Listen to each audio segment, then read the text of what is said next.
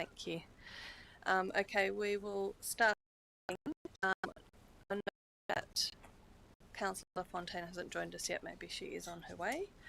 I'd like to start the meeting by acknowledging the traditional owners of the Whadjuk people of the land, the Whadjuk people of the Noongar Nation, and pay our respects to elders past and present, and acknowledge that the City of Vincent has a role in working towards reconciliation and justice for First Nations people. We haven't received any apologies this evening. We'll wait and see if Councillor Fontaine can join us. I'm noting that both Mayor Xamon and Councillor Greer are joining us online. They've been given permission to do that. So it's a bit unusual for me to be presiding member when the Mayor is actually attending the meeting, but we're in a briefing, so we have a bit of leeway, and given that Mayor Xamon is online, we decided it was more efficient for me to chair in person. Hopefully we won't have an echo. You're good? Okay. So the first thing we will move to is public question time, and I'm just looking in the audience. Would you like to address the meeting? So I'll just let you know you have 3 minutes. You will be recorded unless you tell us you would prefer not to be, and we can remove that. And if you haven't been before, what we need is your name and your suburb and the item that you're speaking to.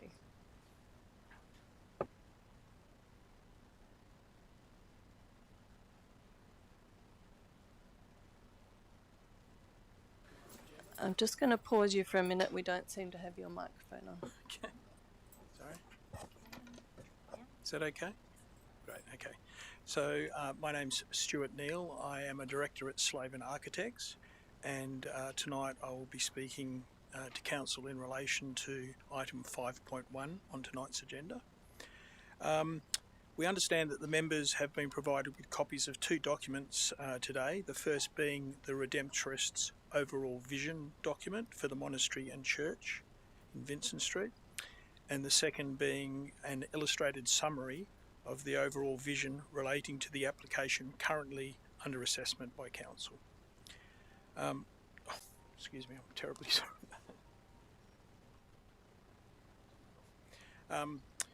We'd like to take this opportunity to further explain both of those documents that have been provided to the elected members, and hopefully that will assist the members to understand the rich history of the Redemptorist Monastery and Church and its relationship with Vincent and with the wider Perth community, and the Redemptorist vision for the place in the next 120 years. The overall vision document that the members have been given will outline that the Redemptorists' vision for the place is that they've been a member of the Vincent community and part of the city of Perth for more than 120 years, with the monastery first being built in 1903. And since 2013, the Redemptorists have engaged with the city of Vincent to plan the orderly restoration, refurbishment and updating of the monastery and church.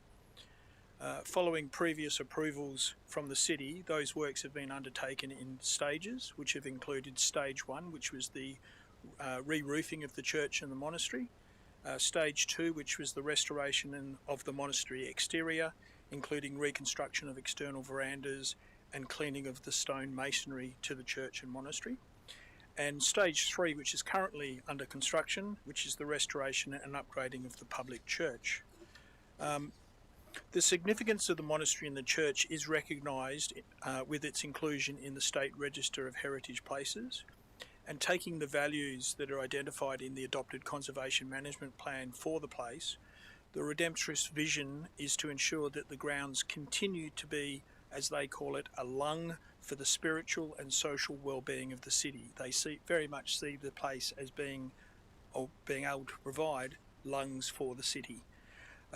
They also look for the place to be a sustainable place of tranquility, of historical significance, and a place of faith, beauty and inclusivity.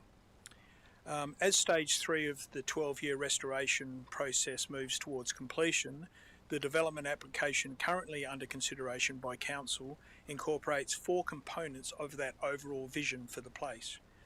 Those components are set out in the illustrated summary the members have been provided with, which is, which is this document here. So, hopefully the members have an opportunity to look through that. I'd just like to touch on that quickly. So, the 4 visions in that document. Excuse me, you are. Your 3 minutes is up. If you could just wrap up very quickly. Okay, thank you very much. Thank you.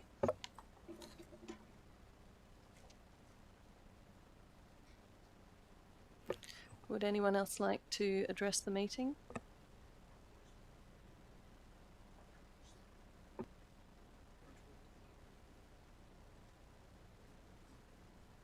Please come forward if you could state your name and your suburb and the item to which you're... Okay, my name's Murray Slavin. I'm the one of the design architects for the project. I'm sorry I got here late. Traffic's dreadful. I think the main thing I'd like to say is that we've now been on this project for going on 14 years, and our approach to it is that we are doing everything on that site to make sure that the next 128 years reflect the permanence of the last. When we talk about things like parking and landscape and stuff like that, landscape is an evolving process, and we believe that we can actually make some pretty important improvements to what's there now. It's been very ad hoc. Apart from that, we're doing things like car parking, simpler, safer, but also equally important, the notion of visibility, that the characteristic of that building is that it's been there, it's been highly visible for a very long time, and it's just become outgrown. And we'd like to be able to open that up in accordance with conservation plans. Thanks. Thank you. Anyone else? Thank you very much. I'm Edmund Nixon. I'm a Redemptorist, one of the priests at the monastery. I'm the leader there and been principal for the conservation work that's been done in recent years. I'd just like to say to the council, thanks for cooperation over the years.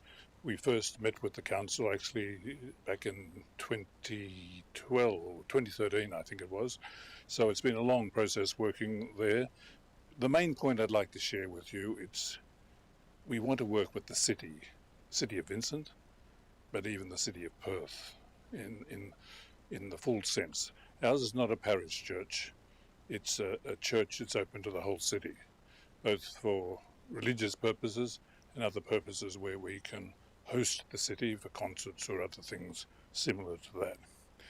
So our vision is always to be cooperative, and it's a vision for the next 100 years, as the architect just mentioned.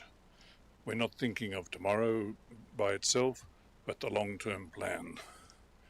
I think when people come to the monastery, they find it a place of tranquility, a place, a lung, just an oasis in the city. We want it to stay that way, but want it to be contemporary also in what it can bring to the city and what it can offer the people, especially the city of Vincent. So we look forward to continuing to work with you, and your help will be greatly appreciated. Thank you. The item you've all spoken to we'll discuss that first, so that'll be first on the agenda for any questions. And I also note that the Mayor arranged a site visit for next week, which councillors may also be able to attend, so we'll have that opportunity as well. Thank you. So we will now move to questions and statements in writing. Do we have any, Governance Officer? Confirming that we have received statements in writing from Dudley Meyer of Highgate in relation to items 6.1 and 7.4. These have been circulated to council members. Thank you. Next item on our list is declarations of interest. CEO, can you read out the declarations that have been received? Through you, Deputy Mayor, all the declarations of interest in relation to item 7.5, which is event sponsorship.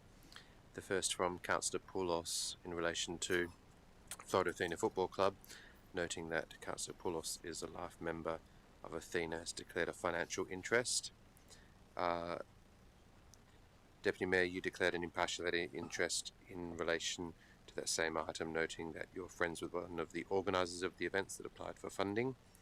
I received a declaration of interest from Councillor Warner, an impartiality interest in relation to knowing some of the event organisers, and just wanted to confirm with Councillor Warner the interest for Revelation Film Festival.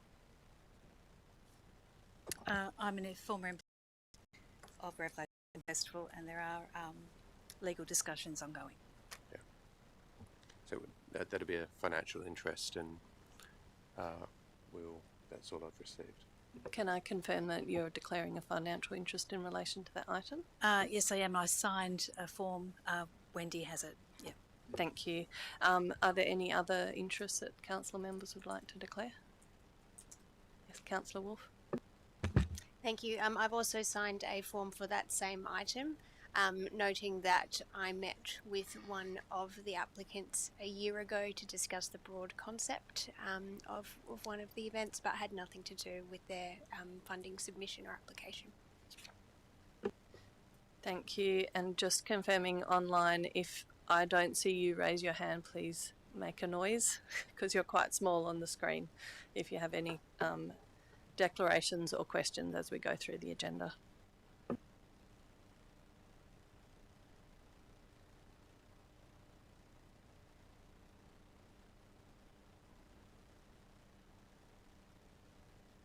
Okay, we'll now go around the chamber and just see which items council members would like to ask questions about, and they can be discussed first. Councillor Warner. It was the events one. I'm just looking for the actual number of it. 7.5. Yes, 7.5. Thank you. Councillor Wallace. Nothing extra from me, thank you. Councillor Whedon, nothing. Councillor Wolf. 6.2, 7.8 and 8.2, please. Councillor Poulias. 7.8, please. 7.8. Mayor Zamon. It's 7.1, please. 7.1. And Councillor Greer.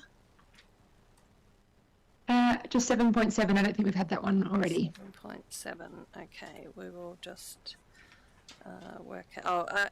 In addition to that, I had 5.1, which we were already discussed. 5.2. 6.2, that's already been raised. I think that's everything.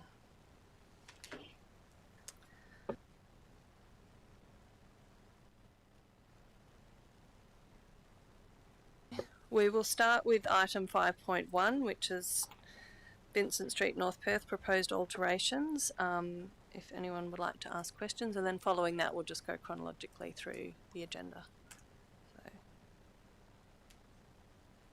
perhaps I was the only person who had questions on that item. Anyone else? No? Okay, give me a minute. Manager, the question I had was in relation to the portion of the recommendation for refusal. It relates to the front car park and the removal of trees.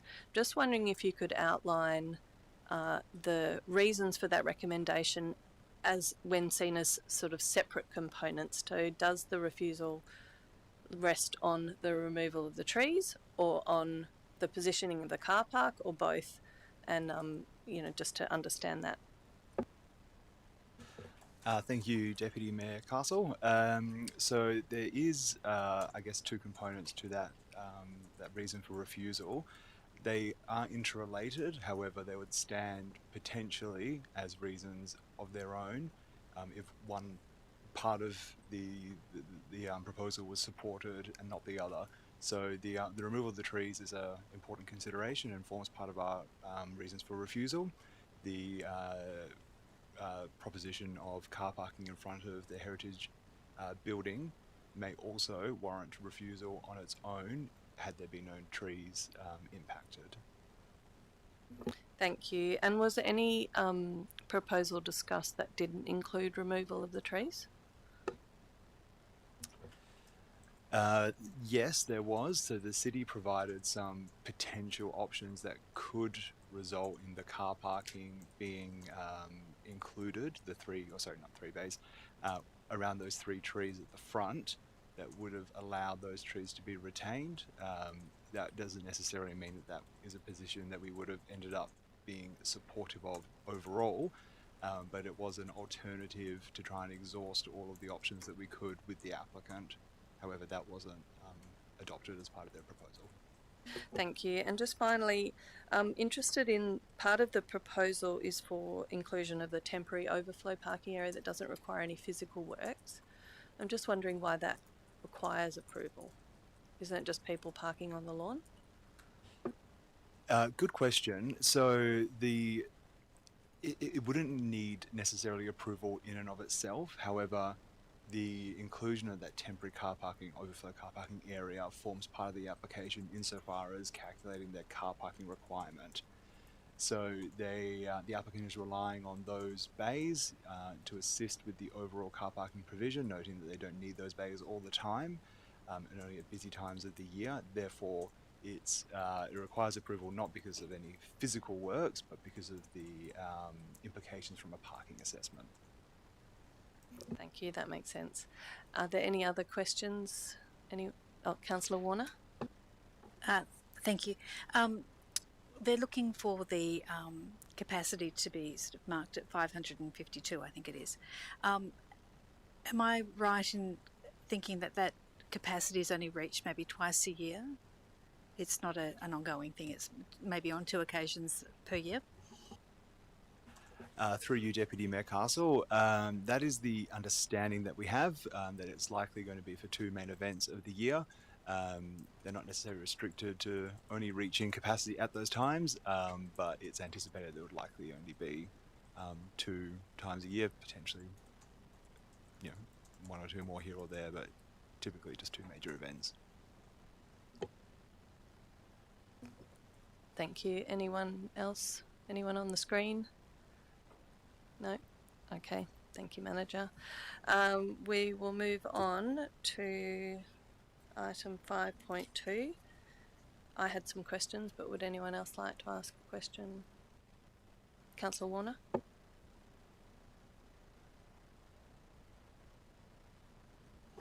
Hi, Prue.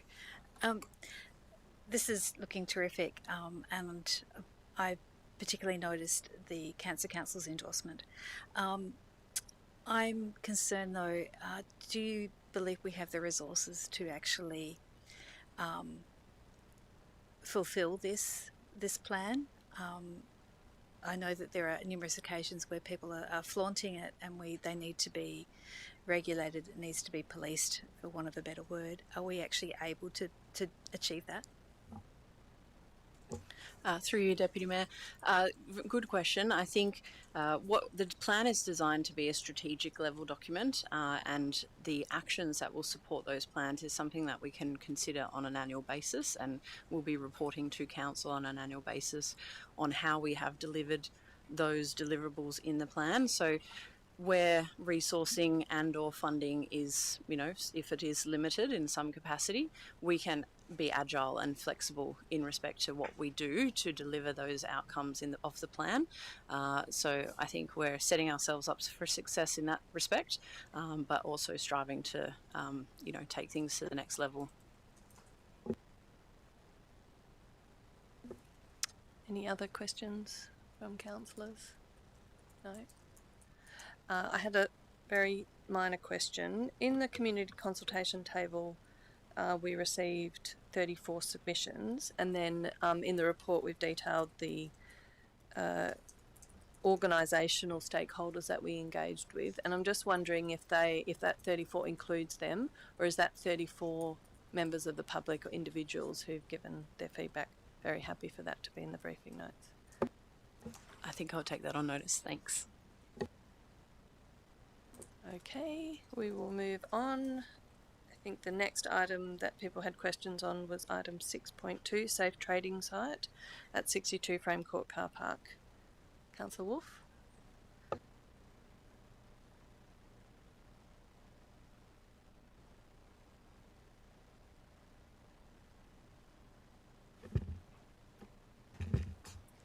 Thank you, Deputy Mayor.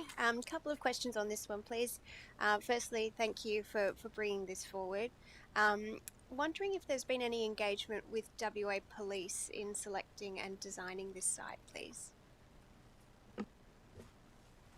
Through the chair, we have reached out to them and taken on board what they've implemented in Victoria, similar principles. We haven't had any direct feedback from them as such. They are not, they're supportive, but they don't have any in detail evidence or similar case studies that they can provide. But we have reached out and offered to take on board what feedback they have, but nothing as yet. Thank you very much. Similarly, I'm wondering if there's been any engagement with the City of Stirling in terms of any learnings from their trial that we might be able to incorporate into this design. Through the chair, not as yet. However, pending the decision, we do intend to catch up, and we have taken a lot of advice off their reports and their planning and implementation, but we haven't reached out and spoken one-on-one as yet. But happy to do so. Thank you. Also just wondering if there could be any comments made about the suitability of this site at daytime versus nighttime. Thanks. Yes, through the chair. Suitability would recommend daytime would be better. It would be more active. Nighttime, it still does have the lighting and the surveillance component for the public safety. But again, as we launch the initiative, we'll take the feedback that we offer to receive from people, and we can learn from that as well. We assume that the daytime would be more usage, but without getting the feedback, we can't say one way or the other. Thank you. And the last question that I had was just around shade and cover from rain. I think there were a few comments in the report, but just sort of for my own understanding, are there any comments you could make, please, about protection from the sun and from the rain at this site? Yes, through the chair. Whilst it is covered, it's not fully protected from those elements. So it would be something that we again will be mindful of if the usage was quite prevalent during those winter months or even high summer days. We could look at putting in measures in place for extra protection. Thank you very much. That's all I had. Appreciate it. Councillor Greer, you had some questions? Thank you. I do have a couple of questions. The first one is just to touch a bit more on the lighting. Thank you, Councillor Wolf, for raising that kind of the difference between daytime and nighttime. I was just wondering if there was any more reflections around the how adequate the lighting is for the evening or at nighttime.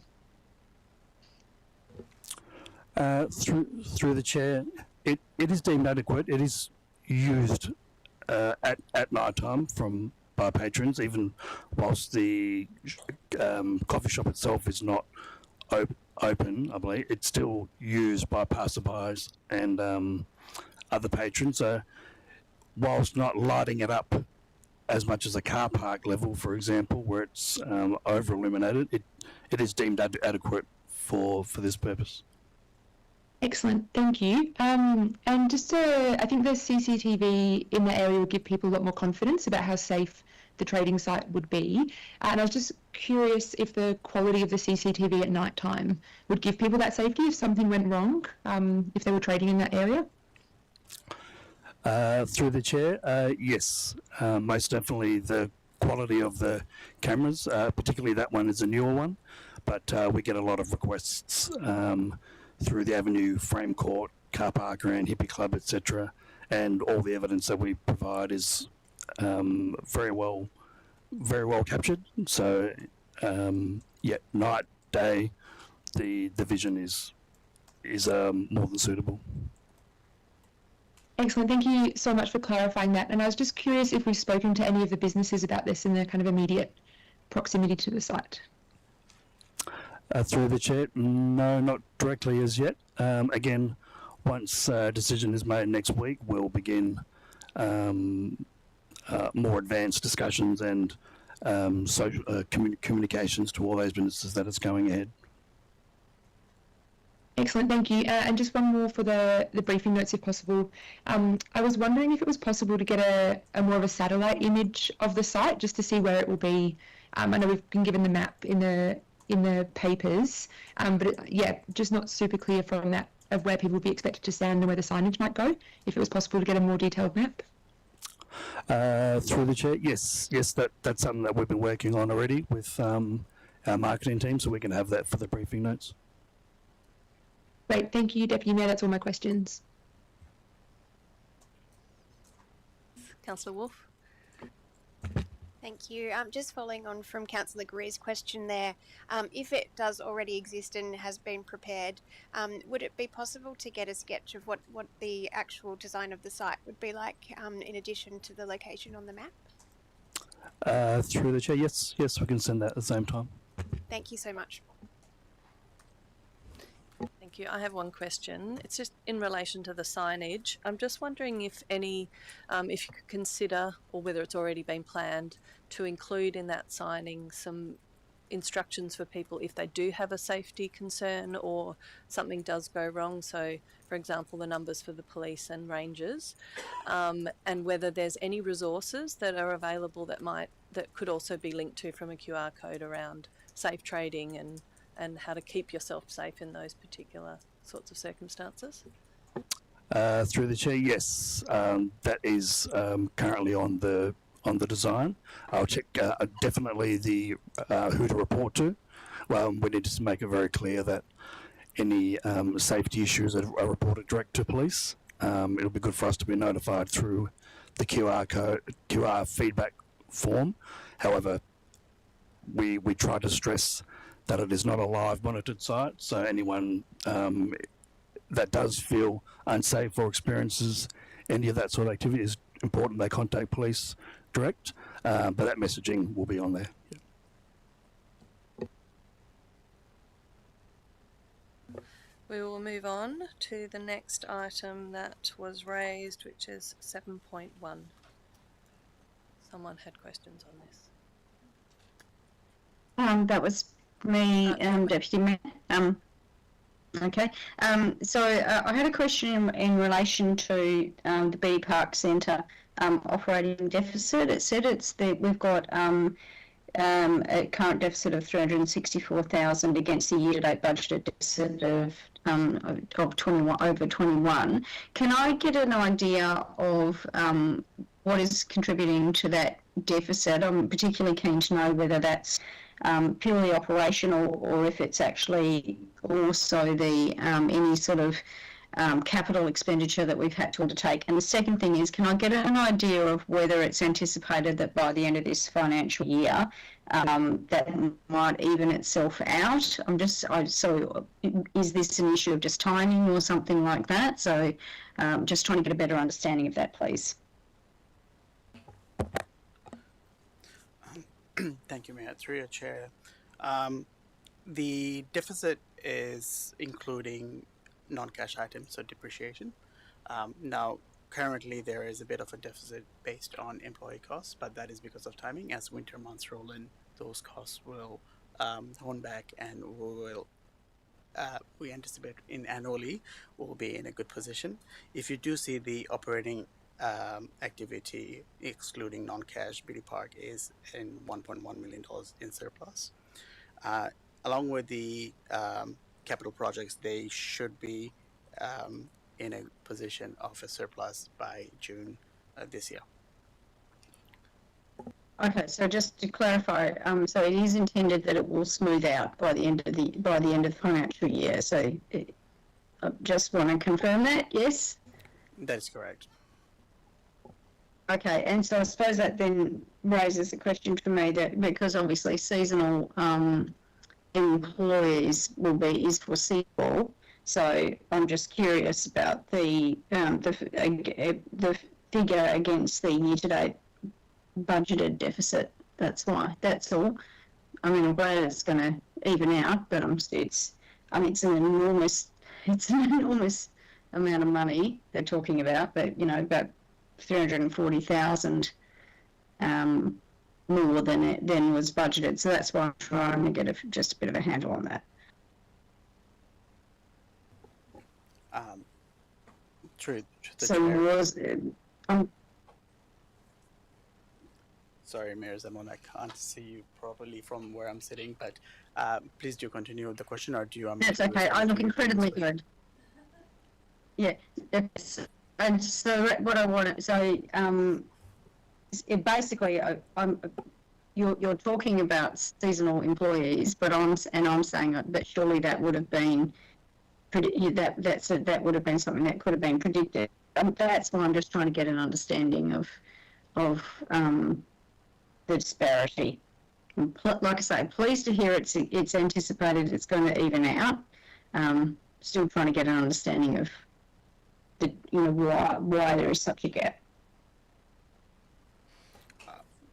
Through the chair, again, the expense of 8.8 million, that does also include an enormous amount of non-cash item, which is depreciation. So if we take that out, which the number of the operating activity you should be looking at is the $1.1 million of surplus. So what I was speaking to regarding the employee expense is a timing issue.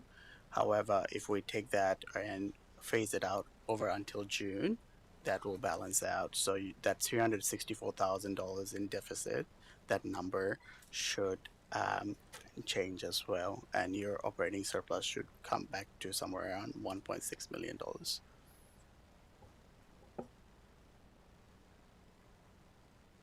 Thank you. Okay, we will move on to the next item, which is item 7.5, event sponsorship. We have two councillors with a financial interest, so we'll just wait for them to leave the room, and then we will take questions.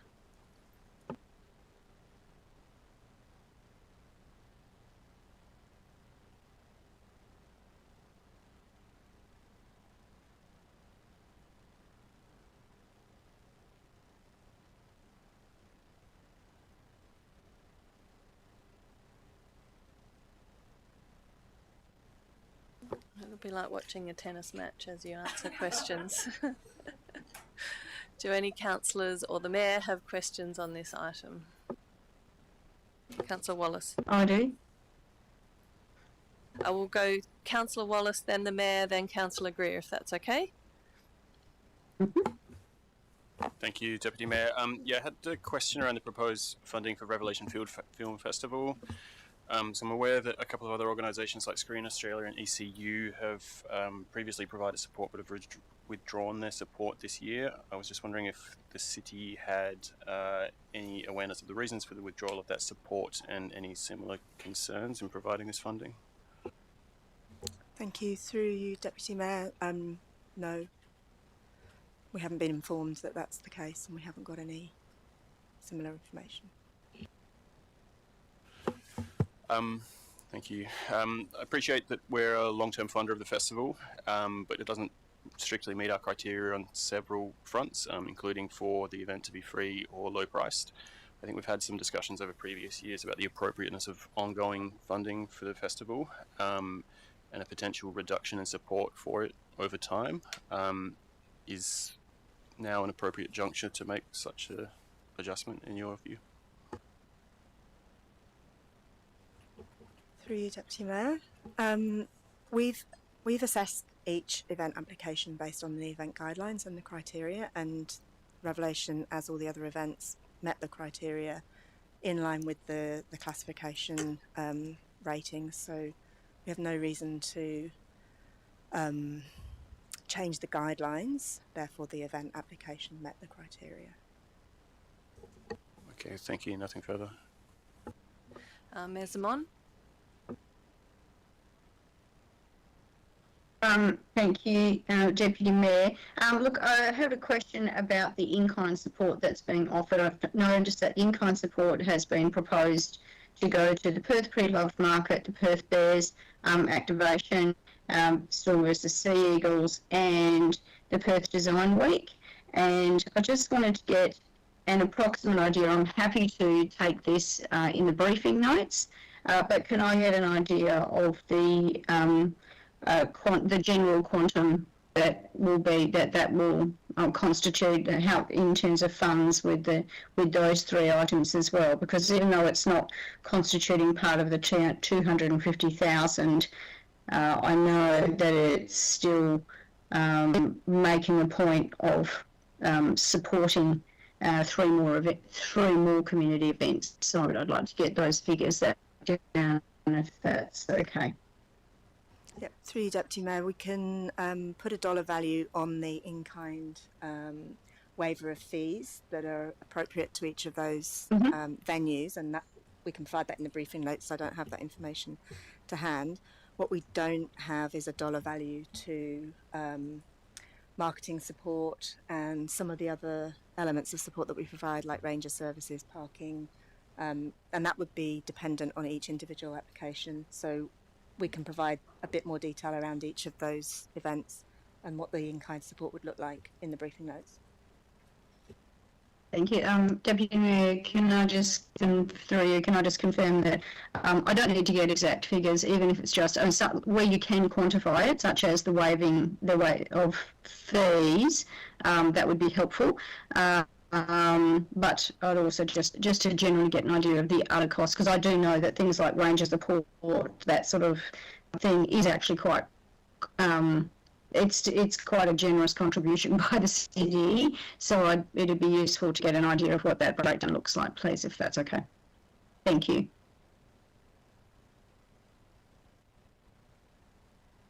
Councillor Greer. Oh, you're on mute, Councillor Greer. Thank you. I put my hand down and pressed the wrong button. Beautiful. Thank you. Thank you, Deputy Mayor. I've got a couple of questions. The first one is, as part of the assessment, we're expected to judge demonstration of financial sustainability. And I was just wondering how administration assess whether an application has got financial sustainability. Yeah, through you, Chair. So we assess that based on their budget that they supply within their application form. So we request confirmation of income streams and also confirmation of expenditure. If it's an ongoing existing applicant that we've been approving over a few years, we also look at their acquittals and based on their receipts that we've received from previous years.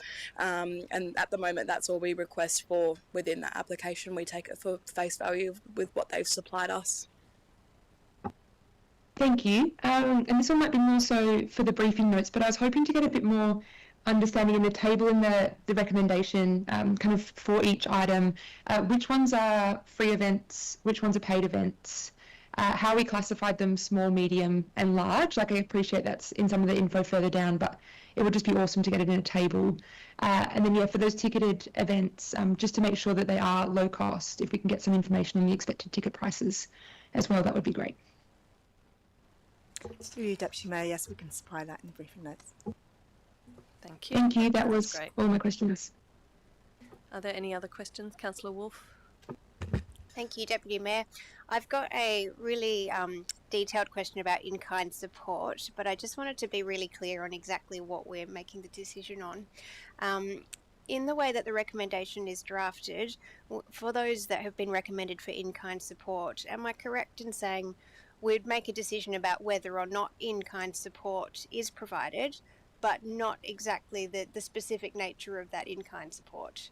That is listed in administration's comments, I think further on in the report, but in terms of the actual decision that we're making, it's just broadly that in-kind support will be provided. Through you, Deputy Mayor, do you want to answer? I think, if I've understood you correctly, we actually do decide at the application stage what in-kind support we provide. Did I misunderstand what you were asking?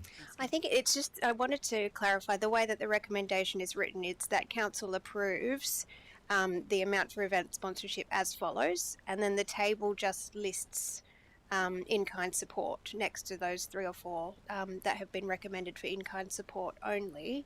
But as I read it, nothing within the way the recommendation is drafted is actually us making a decision about the exact nature of in-kind support. So then potentially there could be further discussions down the track whether or not that in-kind support should be similar or different.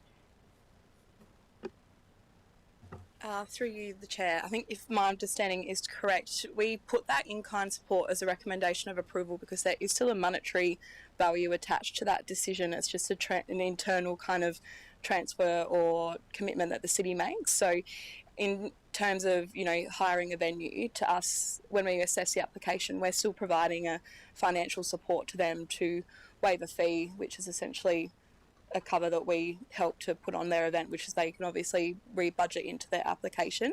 So I believe that's why we would put it as a recommendation. That way, if we specify what they're actually receiving in-kind support for, then we have a bit more of a leeway as to round to saying you've been approved for waste management for your event. That way we can cover the cost to hire those bins for that particular applicant. So that way if someone questions us to say, why did this person get approved for ranger support but we didn't, we could say, oh well, in their assessment, in their application, they listed that they were having a traffic management plan, they were closing a road. So St. Patrick's Festival, for example, they closed a street, which is obviously going to require a lot of ranger services and time that we provide in kind, but it's still officer time going out and delivering those plans and helping them put on their event. Does that answer your question? I completely agree, and I think that follows from the discussion we had with the previous question. But yeah, I think if that's the case, it's probably important then that the recommendation itself maybe points to another attachment or something where it's very clear that what we are approving or not approving is the exact specific in-kind support that's being provided. So through you, Chair, all of those decisions are listed in attachment 2 in the broader table. So if you scroll down, there's an explanation and definition as to what has been approved as alongside monetary value. Agreed, but that's not then brought back up into the recommendation, is it? So we're not approving it as per attachment 2. Through you, Deputy Mayor, we'll have a discussion with governance and try and work out how we can better format the Happy to chat, as is helpful. Thank you. Thank you, Councillor Wolf. I think I had a similar question, and so I think to summarise that, what is being asked is if you need to rely on a council decision that says these people will be provided in-kind support for this type of support, and with a monetary value where we can do that, that should be set out in the recommendation or referenced in the recommendation so that you can then point to that decision. But yeah, I'm sure there'll be discussions during the week. Do any other councillors have questions? No. We will invite Councillor Poulias and Warner back in for the next item, which is item number 7.7, outcome of advertising and adoption of amended investment policy.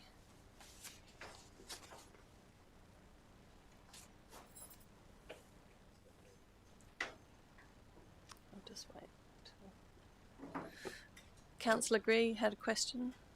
Yes, please. Thank you, Deputy Mayor. I just had a question about what provisions we have through this draft policy or otherwise that mean we're not investing in harmful industries like tobacco or weapons. Thank you for the question, Councillor Greer. Through the Chair, I'm afraid we do not have any means of standard reporting or a platform where we can identify which banks or which lenders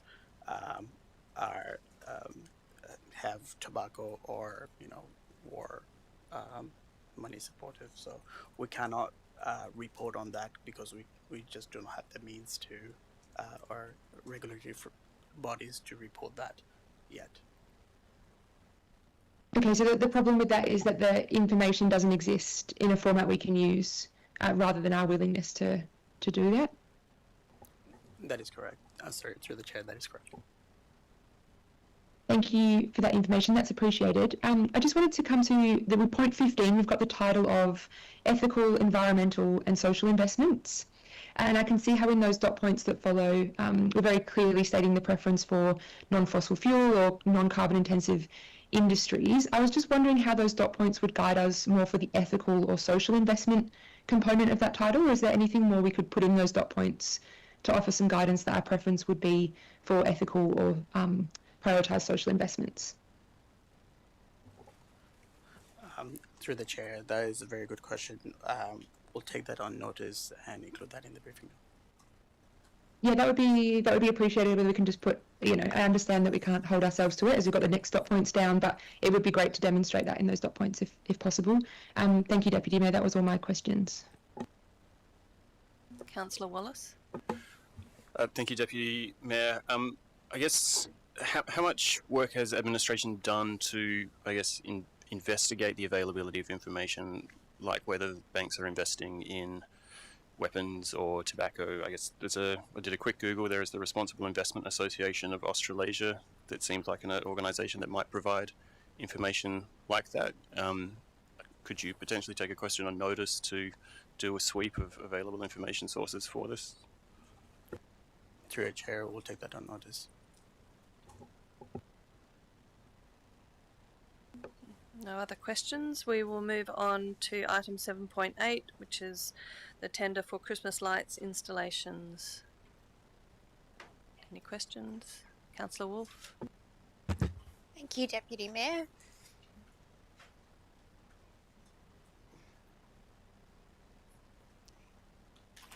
Just one from me, please, and in the briefing notes is fine. Are we able to get some context, please, on what the city has spent on Christmas light installations in recent years and then how the proposed tender compares? Through you, Deputy Mayor, we can provide that in the briefing notes. We've used previous year's budget to inform the tender scope. So it's the but I can provide that in the briefing note. Thank you so much. Councillor Greer. Thank you, Deputy Mayor. Thank you for all the information in the notes. I just wanted to check. We've got a section that says a minor operational consideration relates to the proposed early installation of the lights, which then might impact whether they're vandalised or otherwise. I was just wondering how early is early. Through you, Chair. Obviously, we'll have to discuss with the successful tenderer their timelines, but it could be as early November they commence install. Okay, but it would likely be after Halloween, and so how normally, when would we normally install them? What's the risk in terms of extra time out in the community?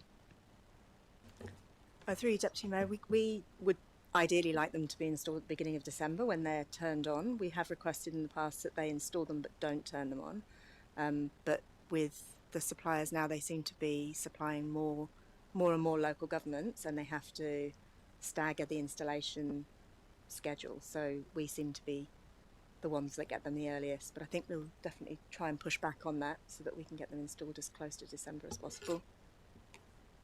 Thank you. And was there a kind of a history of vandalism or damage to the lights in previous years?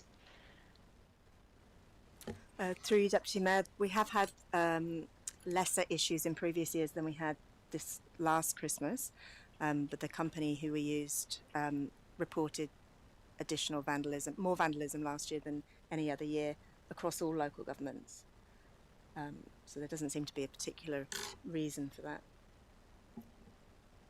Okay, thank you. I've just got a couple more questions. I understand we've got locations in there, but they're not limited. But I was just wondering, I think last year we put some in the Beatty Park area, just if that was how that went and if that was on the table for this year as well.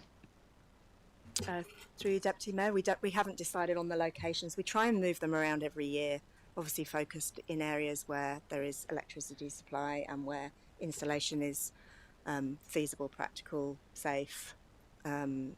Requires the minimum amount of traffic management, but we do try and spread them around. So I think the previous year we had them outside the Civic Centre, last year we did it outside Beatty Park, but there's been no decision made as to where they'll go again this year yet. thank you. So in the background section of the brief, we've got locations include but are not limited to. Are we expecting that all those sites would be covered and then we might have some more that we move around, or is it all variable this year? Through you, Deputy Mayor, those sites are the ones that are most feasible for the lights in terms of electrical supply and literally some physical structure for us to attach the lights to or on the ground.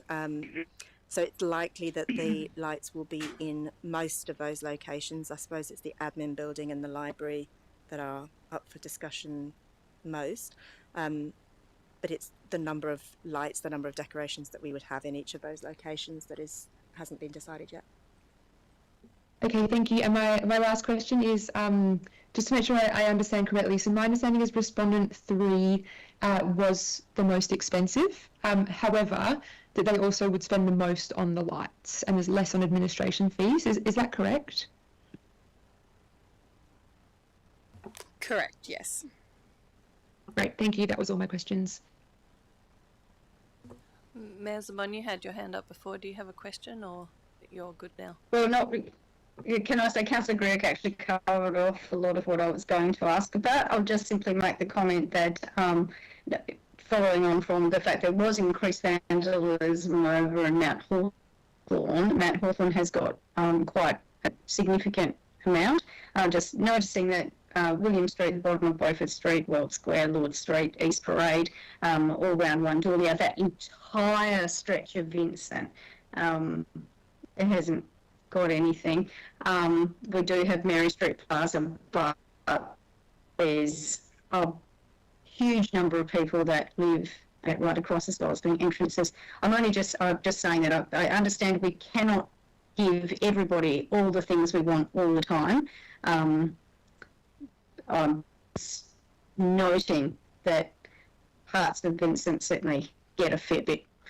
And I'm disappointed that the Mount Hawthorn ones were vandalised last year. That's pretty much the comment I'll make.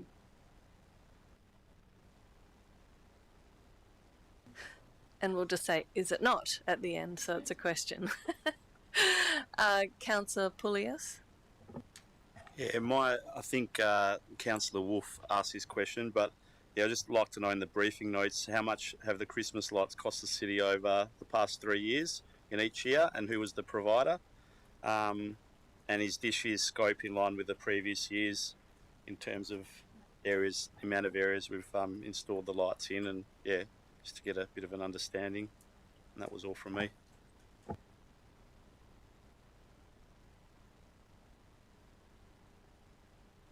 I had one question. I just wanted to understand the comparisons between the respondents. I understand one of the respondents there, quote, didn't include the Braithwaite tree, but the recommended respondents did.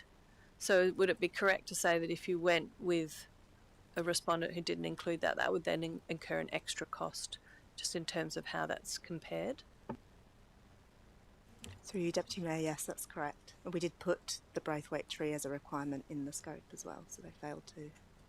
So all other, well, the other two that were progressed to a price comparison included the tree. That's correct, yes. Yep. Thank you.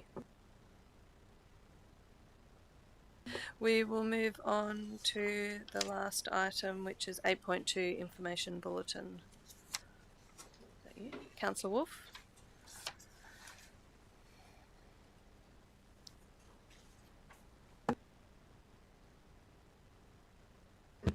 Thank you, Deputy Mayor. I've got two questions, please, and they relate to the Angrove Street Petrol Station refurbishment application. Thank you for the update that was circulated with regards to the upcoming hearing on the 20th of May. I just wanted to clarify, please, the commencement time for that first day on the 20th of May. Understand there'll be a site visit at 9:30 that the public is not able to attend. In terms of the move to the SAT offices after that, is there a specific commencement time for that, or is it just whatever time the site visit ends? Through you, Deputy Mayor Castle, the second part of that, yes, is when the site visit ends. Adding to my colleague's comment, from experience, the site visit is really about site context for the parties and the SAT member. So based on history, that could be approximately half an hour to potentially up to an hour back in the SAT offices. Thank you, that's very helpful. The second question I had, I'm guessing the answer is no, but I'm going to ask anyway. Is there live streaming available, given that the hearing will be over the course of 7 days? I think it would be difficult for many interested community members to attend for part or the whole time. So that was a question that I've been asked. Through you, Deputy Mayor Castle, we will confirm for certain types of hearings, direction hearings or certain things you can dial in. However, I'm not sure if this is provided as part of this particular final hearing, so we'll confirm that and provide an update in the briefing notes for you. That would be great. Thank you so much. Councillor Wallace. Thank you, Deputy Mayor. Just had a question. Going back about a year ago, we had a request for some Snaps and Solve statistics within the info bulletin. I think I got a loose commitment to that at the time. Has there been any progress on that? Yes, we've just, the manager's just left, but that was included in previous council agendas. I just have to check which one, but it was been in the last few months. I'll look a bit harder than I did. Thank you, David. I'll check which one and resend it to you. No, if there's no other questions, I think we are at the end of our agenda.